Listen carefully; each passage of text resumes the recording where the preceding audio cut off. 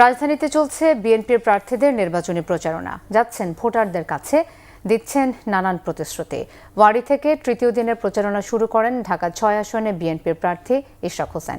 এ সময় ৩৮ নং ওয়ার্ডের বিভিন্ন অলিগলিতে প্রচারণা চালান তিনি। জনগণের ভোটে নির্বাচিত হলে জনসমর্থন পেলে এলাকার সমস্যা সমাধানের আশ্বাস দেন তিনি।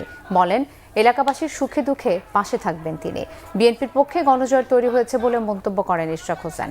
এদিকে মাদক ও চাঁদাবাজ মুক্ত সমাজ গড়ার অঙ্গীকার করেছেন ঢাকা ১৬ আসনে বিএনপি মনোনীত প্রার্থী আমিনুল হক। মিরপুর ৬ নম্বর এলাকার ট ব্লকের বিভিন্ন অলিগলি প্রদক্ষিণ করে সাধারণ মানুষের দ্বারে দ্বারে যান এবং ভোট প্রার্থনা করেন। এলাকাবাসীর হাতে ভবিষ্যৎ কর্মপরিকল্পনা ও প্রতিশ্রুতি সম্বলিত লিফলেট তুলে দেন আমিনুল হক। আমাকে একটা সুযোগ করে দিবেন, আমি আপনাদের জন্য কাজ করতে চাই। আমি আমার জীবন উৎসর্গ করেছি, রাজনীতি করব, রাজনীতির মাধ্যমে দেশ ও জাতির কল্যাণে কাজ করে যাব এবং আমাদের এই বাংলাদেশকে একটা স্বাধীন, সার্বভৌম, মুক্ত বাংলাদেশ এবং একটা গণতান্ত্রিক বাংলাদেশ হিসেবে গড়ে তুলতে চাই।